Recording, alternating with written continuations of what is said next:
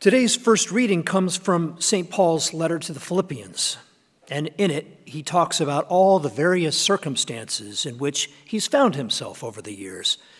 And it's true, Paul has been rich, and he's known poverty.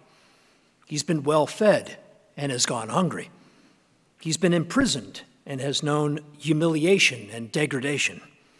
He's had companionship and has known loneliness and isolation.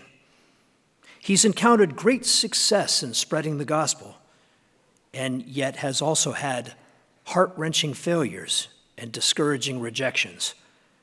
He's experienced great joy, but also frustrations, disappointments, and inner turmoils. But despite these many circumstances, complex emotions, and unique experiences, Paul tells us today that there is one constant he's felt through all his difficulties, and that is contentment. And that challenges us to think, doesn't it? On the one hand, how can I be hungry and lonely, imprisoned and isolated, rejected and humiliated, encounter frustrations and disappointments, and yet be content?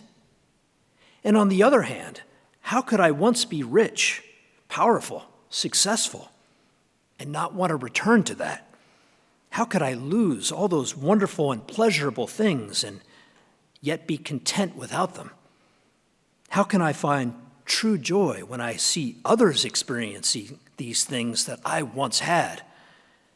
Well, there is one answer to those questions, and one only. And St. Paul knew it since he was on that road to Damascus. And he repeats it again in this letter, and it's beautifully stated. Paul writes, quote, "I have the strength for everything through him who empowers me." You see, Jesus Christ alone is where true contentment is found, through our encounters with him, through obedience to him, through reflecting his love onto others, through spreading the gospel by our words and our actions and in how we live our lives, especially when nobody is watching. That is true contentment. That is where true wealth is found. Now, in our lives, we will encounter a full range of experiences and emotions.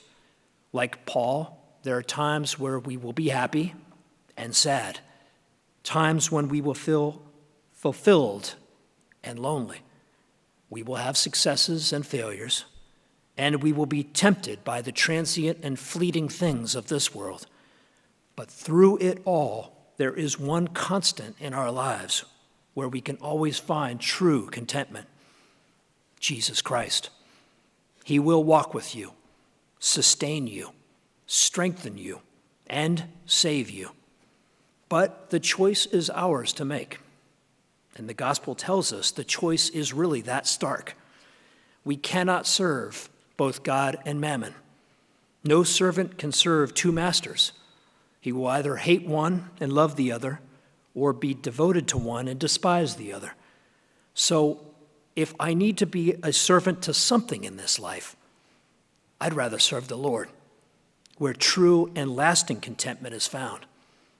Paul understood this well, and he made the right choice. And you and I, we can do the same.